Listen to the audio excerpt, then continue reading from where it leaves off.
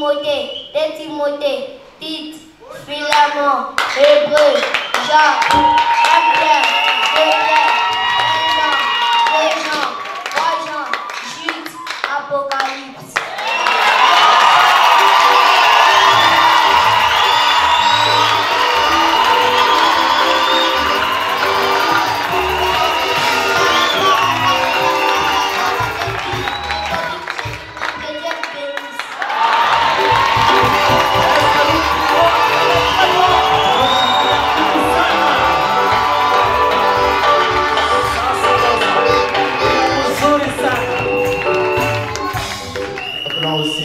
La sœur Naomi Genda.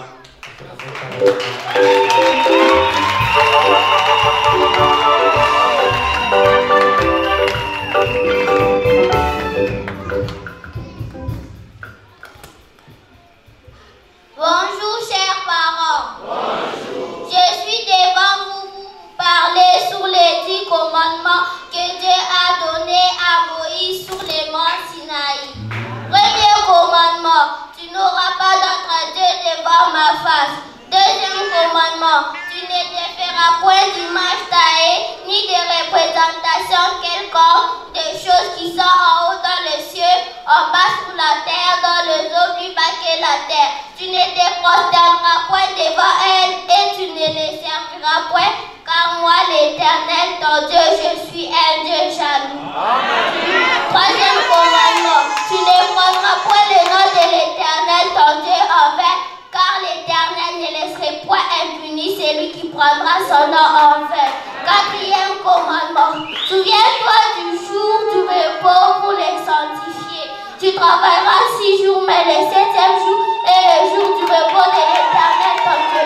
Cinquième commandement, honore ton père, afin que tes jours se prolongent dans le pays que l'Éternel, ton Dieu, te donne. Sixième commandement, tu ne tueras point. Septième commandement, tu ne commettras point d'adultère. Huitième commandement, tu ne déroberas point. Neuvième commandement, tu ne porteras point de faux témoignages contre ton prochain. Dixième commandement, tu ne convoiteras pas la maison de ton prochain. C'était votre fille Naomi Genda Kawaku. Je vous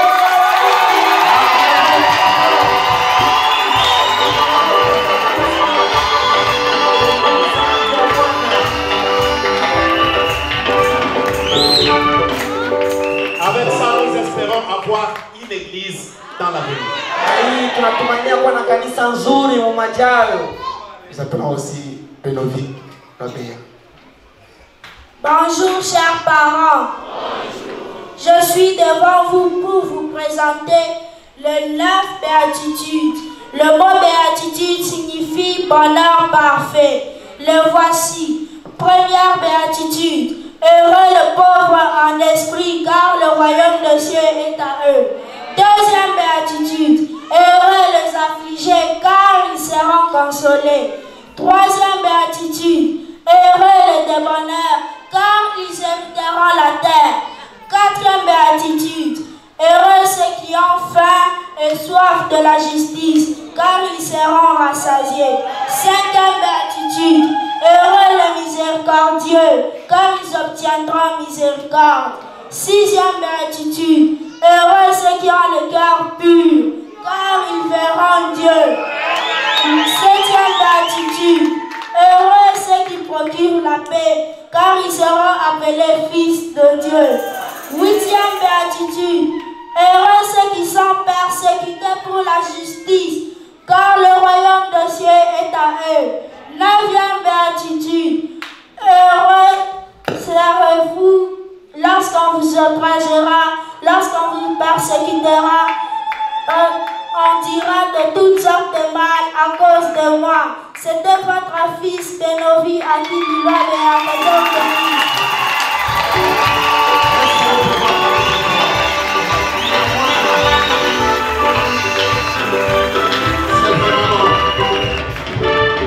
Et enfin, faute de temps, nous appelons la fille Jemima Séa pour un mot de circonstance par rapport à l'ordination de notre pasteur. Nous acclamons pendant que nous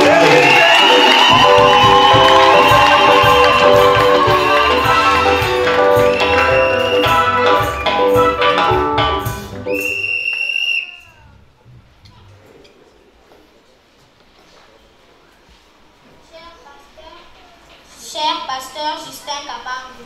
À l'occasion de votre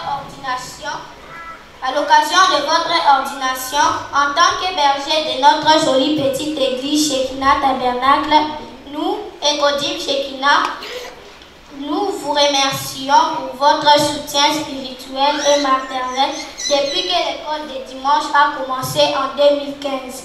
Puisse cette ordination être le début d'une nouvelle ère dans votre ministère. Puisse le Dieu de tous les enfants de l'école des dimanches vous comble de l'intelligence et de la sagesse comme il l'avait fait pour Samuel. Que Dieu bénisse, cher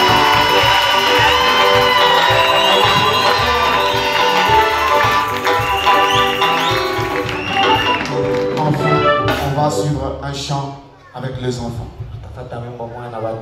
Veuillez entrer s'il vous plaît rapidement. Sous vos acclamations s'il vous plaît.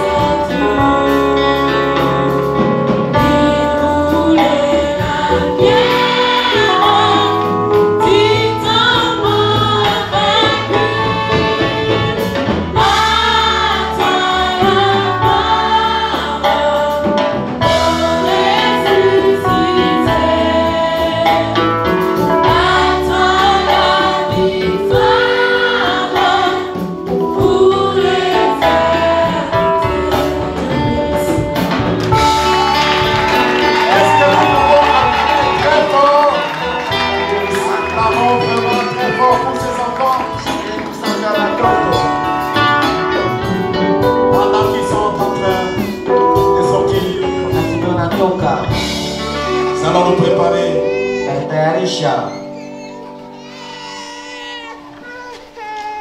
la soeur Mambouille peut chanter maintenant dans les après-midi parce que on va vraiment avec le temps.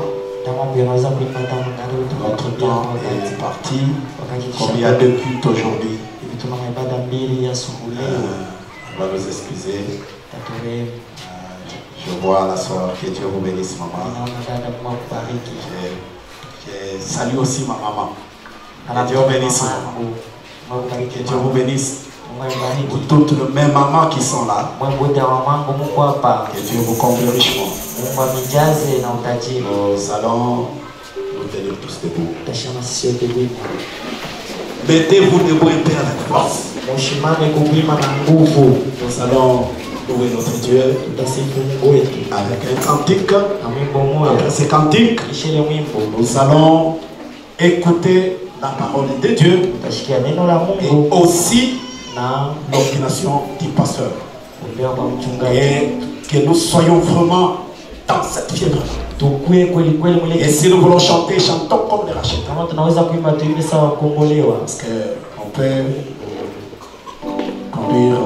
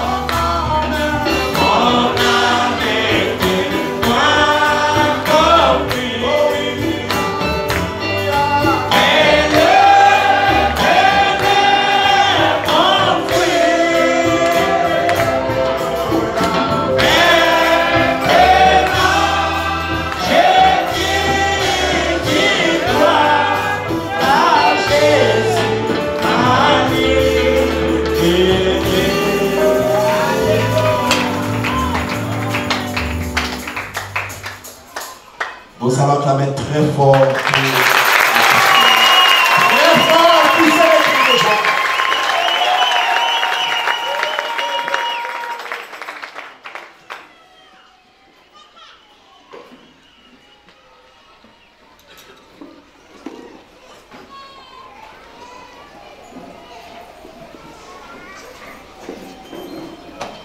Le Seigneur vous bénisse richement. Nous vous saluons ce matin avec amour dans le nom précieux de notre Seigneur Jésus. Je voudrais qu'on puisse incliner les têtes pour le moment de prière. Dieu, notre Père Céleste, nous te demandons ce matin de nous bénir, car nous sommes venus dans ta présence et nous croyons, Seigneur Dieu béni, que ta présence bénit. Ce matin, Seigneur, tout notre espoir est en toi. Tu sais que le travail que le frère Justin est en train de faire ici, c'est un grand travail. Il a besoin d'être soutenu par toi. Il a besoin, Seigneur de béni, que les anges du ciel viennent toujours à son secours. Pendant que nous allons parler dans cette première partie pour son ordination, nous te demandons d'être avec chacun de nous pour ta gloire, dans le nom de Jésus, ton Fils bien-aimé. Amen. Merci, mais pendant que vous êtes debout, je vais lire un passage de l'écriture pour l'ordination. J'ai consulté dans le message. J'ai trouvé qu'il y a des fois où Frère Branham faisait l'ordination avant. Comme dans le message accusation. Et il y a aussi des endroits où quand il a prêché avant de prier pour les malades, il faisait l'ordination du ministre.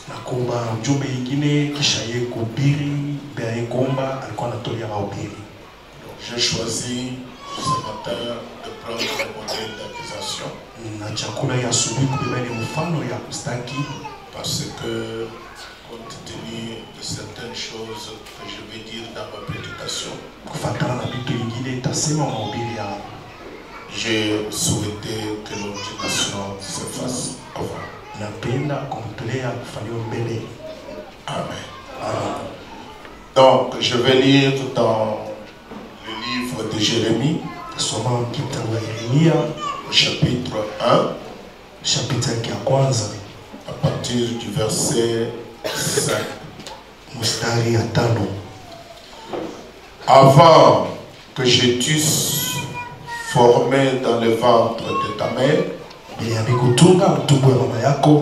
je te connaissais. Et avant que tu fusses sorti de son sein, je t'avais consacré. Je t'avais établi prophète des nations. Je répondis. Ah, Seigneur éternel. Voici, je ne sais point parler, car je suis un enfant. L'Éternel me dit, ne dis pas je suis un enfant, car tu iras vers tous ceux auprès de qui je t'enverrai.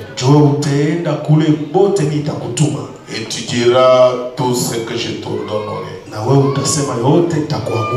Ne crains point, Car je suis avec toi pour te délivrer, dit l'Éternel. Puis l'Éternel étendit sa main et toucha ma bouche. Et l'Éternel me dit, voici, je mets mes paroles dans ta bouche. Regarde, je t'établis aujourd'hui sur les nations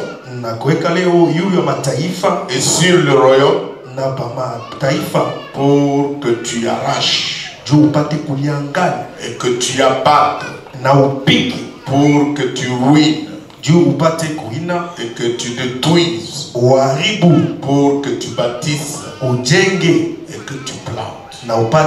Amen. Vous pouvez vous asseoir. Merci pour votre patience.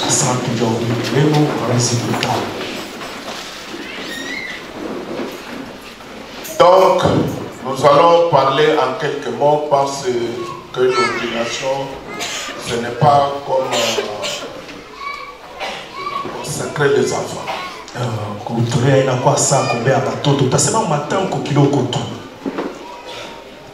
Donc, surtout dans ce jour, nous devons prendre notre responsabilité pour éclairer certaines choses, pour que le peuple de Dieu soit réellement éclairé et réellement béni dans ce qu'il est en train de faire.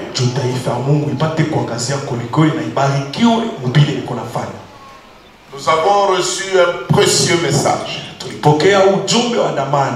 Je le crois de tout mon cœur.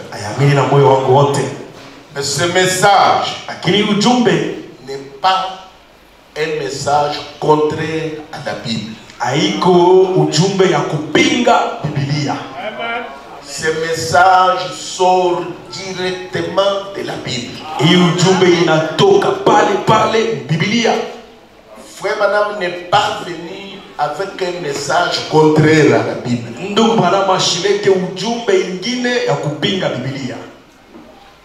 Je sens cette responsabilité-là pour parler de ces petites choses. Vous savez, nous sommes en train de passer. Mais quand j'étais en train de réfléchir, je vois une génération qui vient après nous. Et je suis en train de voir une troisième génération qui vient.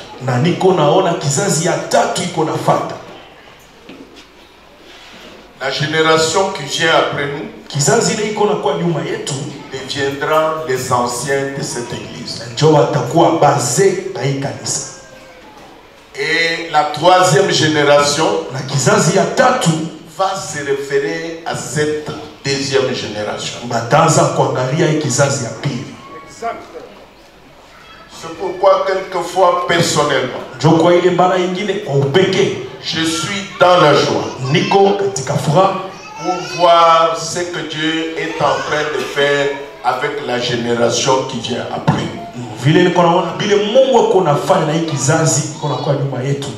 Je remarquais que ma génération à moi, c'était la génération de vieux combattants. C'était les pionniers. Et frère Madame dit qu'on doit respecter les pionniers, on doit respecter les anciens.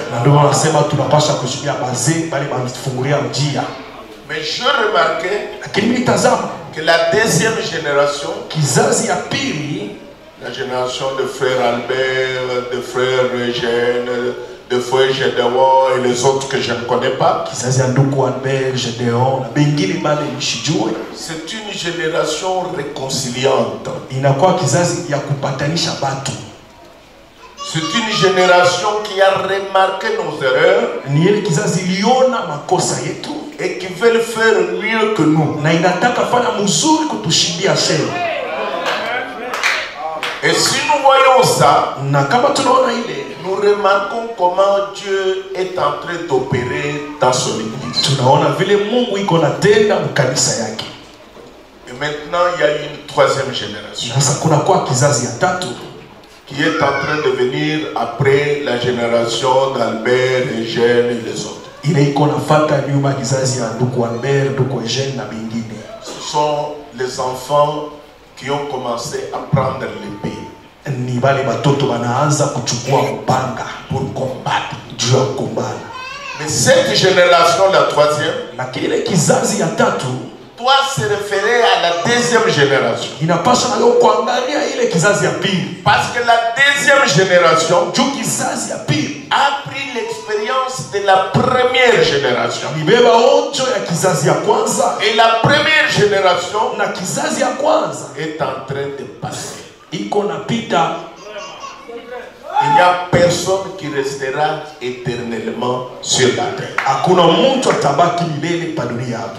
Au mois de mars prochain, mwezi ya tatu iko nakuya, j'aurai 70 ans. Takuwa na miaka 70. Je n'aurai pas la même vigueur. Shitakuwa na nguvu moya moya. Je ne prêcherai pas de la même manière. Shitaubiriaka mnamona moya moya hii. C'est vrai, c'est vrai. Mais je suis heureux que derrière nous, il y a une forte génération. Et nous remercions Dieu pour cela.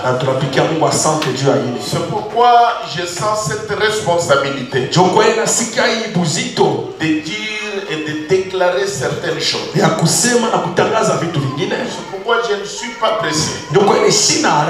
Je parle lentement, mais je vais faire pénétrer cela en nous. C'est ce qui est essentiel pour moi. Donc nous voyons ici Dieu qui parle à son prophète Jérémie.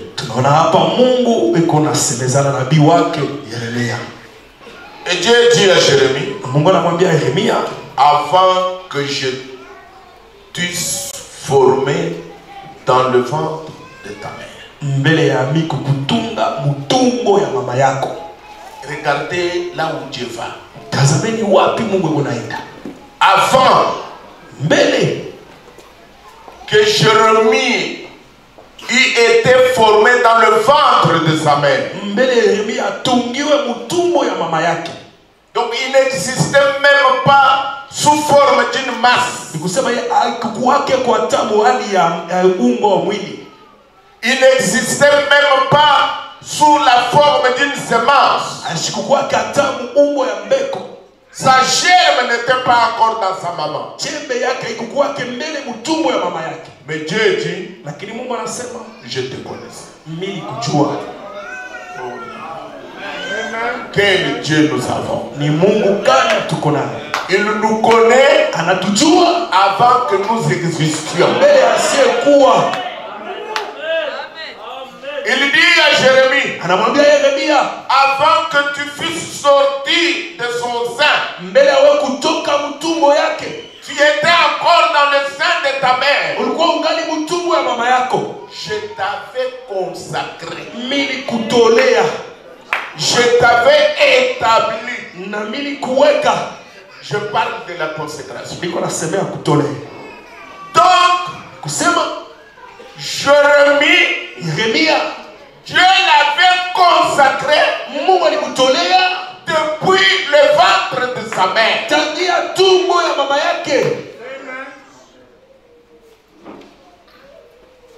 Je vais être direct. Il n'avait pas besoin de main de quelqu'un pour le consacrer. Dieu lui-même l'avait déjà consacré. Pourquoi? Parce que quand on est ministre, on ne le devient pas. Mais vous êtes un ministre. Avant même que tu viennes sur la terre, Dieu savait que tu serais ministre.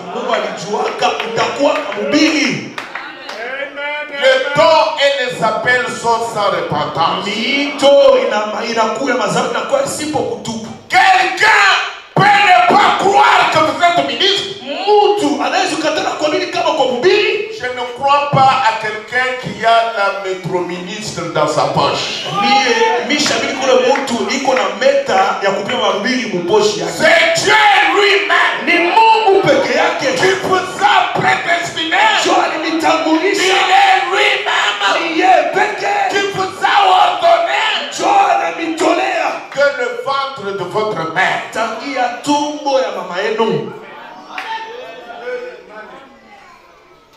Amen. Mes chers frères et sœurs, nous ne croyons pas à la distribution des ministères et des dons de l'esprit.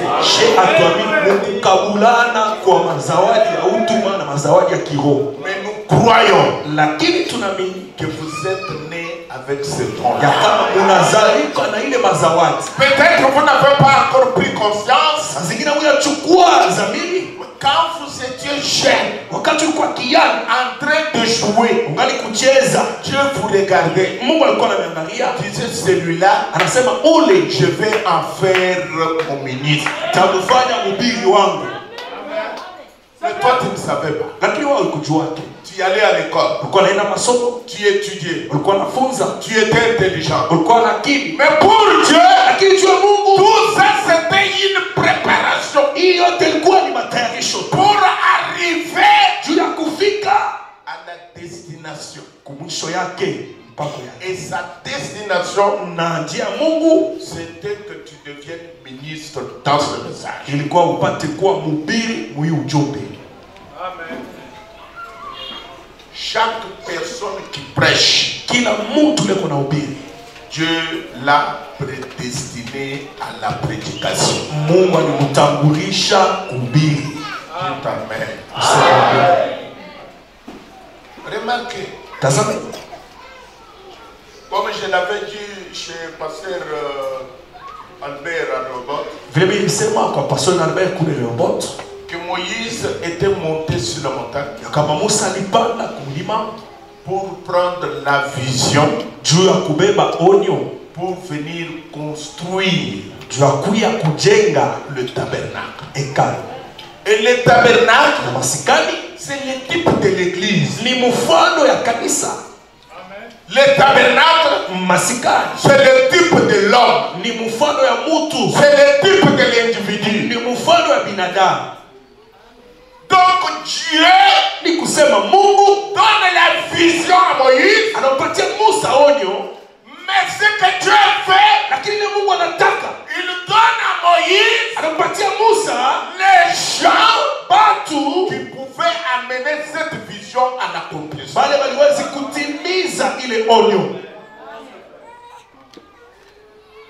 C'était Bethsalel et Oliab. C'est vrai. Les gens qui étaient connus par Dieu. Ils étaient dans le camp. Beaucoup de gens ne les connaissaient pas. Mais Dieu le connaissait. Tu peux être dans le banc. Même si le pasteur ne te connaît pas.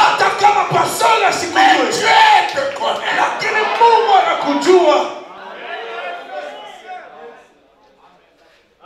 Il vous a prédestiné à quelque chose. Donc Oliab et Bethsalel, Dieu leur avait donné l'intelligence.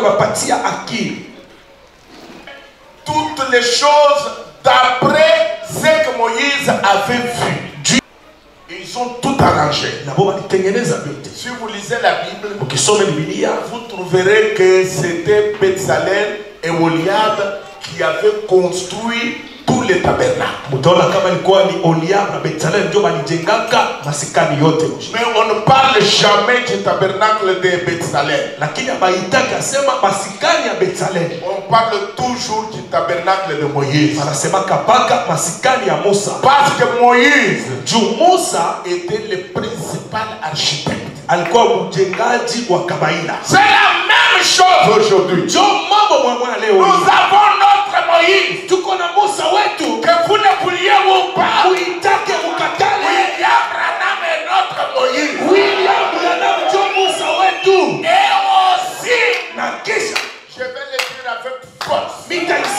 nguvu. Il y a des gens kuko batu ici hapa que Dieu a établi comme auxiliaire de Moïse. Bale Mungu anaweka saba kutumika pamoja na Musa.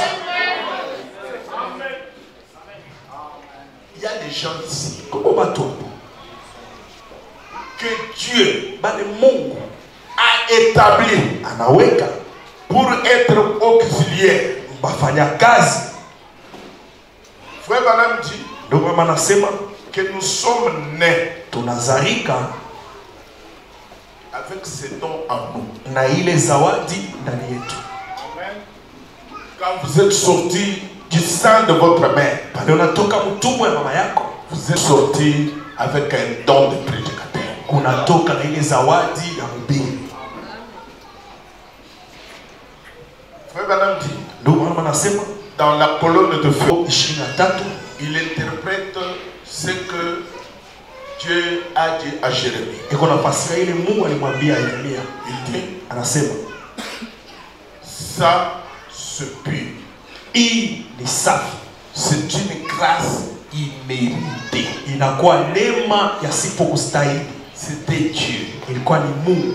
Il n'y a rien que vous puissiez faire ou que je puisse faire. Hakuna kitu unaweza fanya au mimi naweza fanya. C'est le plan de Dieu. Inakuwa ni mapo ya Mungu. Ça doit être exactement ce qu'il a dit. Inapasha kwa kweli kweli ila alisema. C'est déterminé.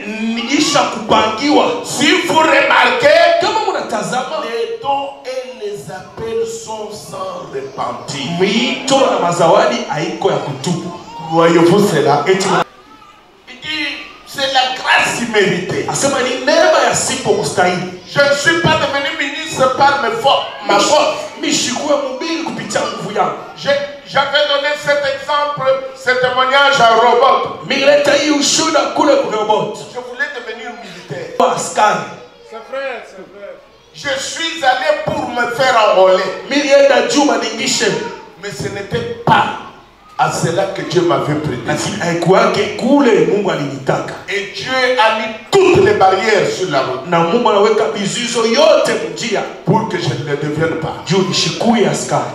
Parce que Dieu Juu Mungu m'avait prédestiné pour prêcher ce message. alinitambulisha juu kuhubiri hii ujumbe. Crois de tout mon cœur. Naamini na moyo wangu wote. Personne ne m'a forcé Hakuna mtu alinikaza pour que je le prêche. juu nihubiri. C'est une grâce imméritée de Dieu. Neema yasipo kustahili na Mungu. C'était une grâce de Dieu. Ilikuwa ni neema ya Mungu. Dieu avait prédestiné Jésus Mungu alimtambulisha Yesu pour mourir. juu ya kufa. C'est vrai, c'est vrai. Jésus pouvait tout faire, Yesu aliwezi fanya vyote, mais il allait toujours mourir. lakini alipashaka paka kufa. C'était le plan de Dieu. Ilikuwa ni mapo ya Mungu. Quand vous êtes dans le plan de Dieu, Wakati kwa mapo ya Mungu, rien ne peut empêcher le plan de Dieu d'arriver. hakuna kitu nawezi kataza mapo ya Mungu ifike. Moïse ne pouvait rien au fait qu'il était Moïse. Musa ashikuwe na mambo vile alikuwa Musa.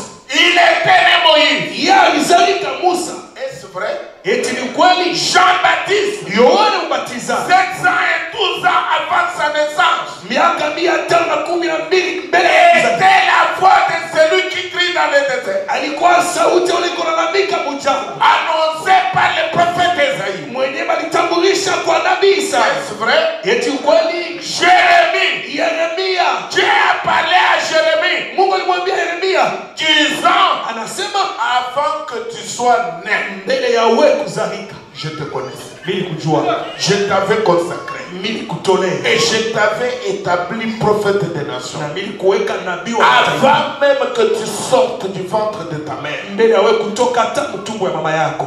Qui de vous, Nani katikati yenu par ses inquiétudes, kupitia mahangaiko yake peut ajouter une coudée à la durée de sa vie? anaweza kuongeza masiku mu maisha yake? Voyez-vous, Unaona, il vous faut revenir au fait que c'est la grâce souveraine de Dieu. munapasha kurudia kujua kama ni neema ya Mungu. Vous ne pouvez rien ajouter. Mwawezi kuongeza kitu. Vous ne pouvez pas vous soucier pour devenir ministre. Quand le ministère est en vous, ça va se manifester. Les gens peuvent vous bloquer, mais ça va se manifester. Les gens peuvent combattre, ça va se manifester. Parce que c'est Dieu en vous qui fait son propre travail. Personne ne peut arrêter cela. Je dis toujours que si vous prenez de l'huile, vous mettez ici. Vous voyez, il n'y a pas de fourmis à cet endroit. Mais si vous mettez de l'huile ici, dans quelques temps, vous verrez que les fourmis commencent à autour de cette huile. Ils vont faire même une petite montagne sur l'huile. Qu'est-ce qui les a attirés? L'huile. Qu'est-ce qui attire les gens? C'est le ministère. Si Dieu vous a établi ministre, il enverra les gens pour vous écouter.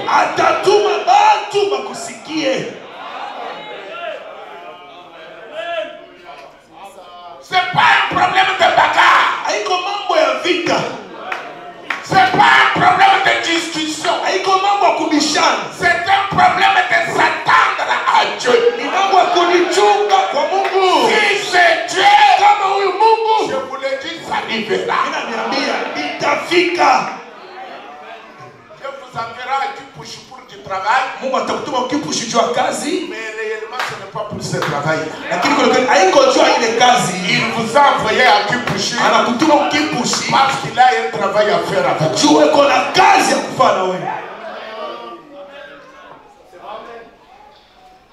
Lui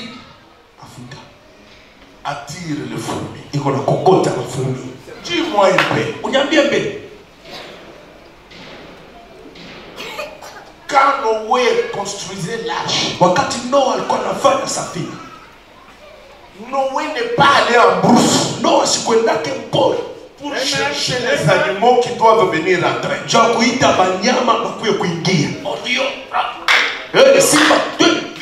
Simba. Non. Les animaux étaient conduits par Dieu lui-même. Dieu lui-même savait qu'il y avait une arche du salut. Et il allait conduire son peuple. Quand tu es ministre, tu es l'arche du salut. Et ceux qui doivent être sauvés seront conduits vers toi.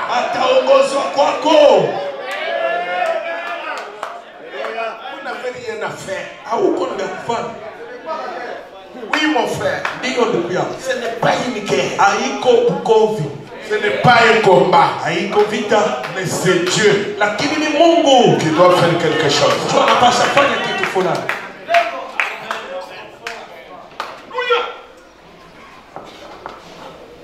Frère Branham dit dans la commission de Moïse,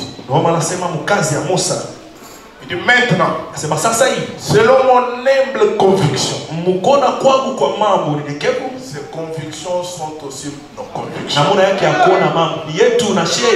Selon mon humble conviction, les dons ne se transmettent pas par la main.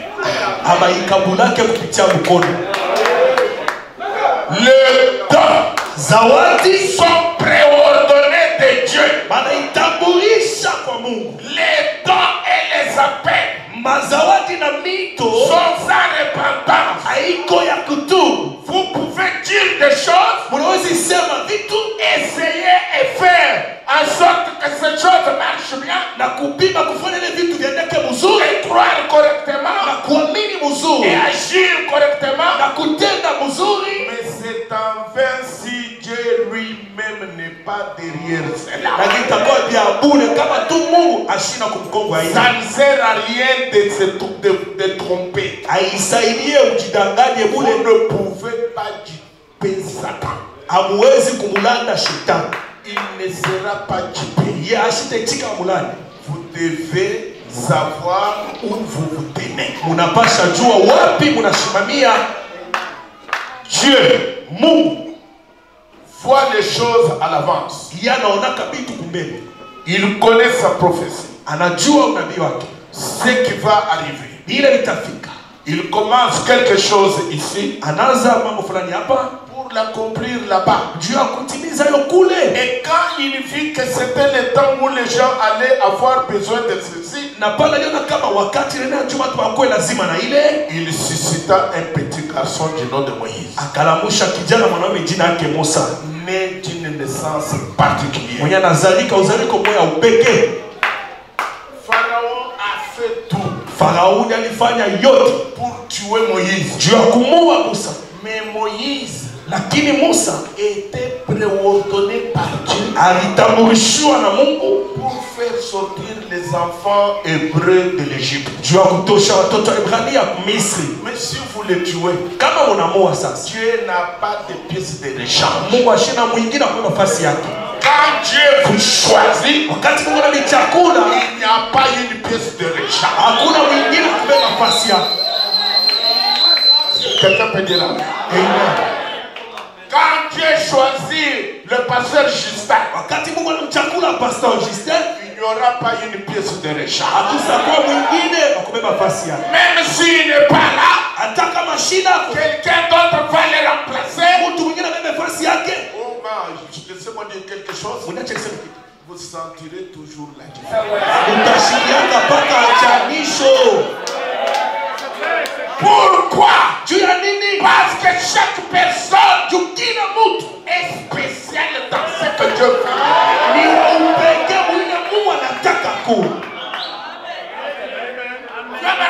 N'essayez pas pour commencer. Vous ne pouvez pas tuer Satan. Satan, quand il vous regarde, il sait que celui-ci est vide. Il n'a rien. Il sait lire. Mais il n'a pas de ministère. Parce que lire, ce n'est pas prêcher. Prêcher, c'est avoir une inspiration.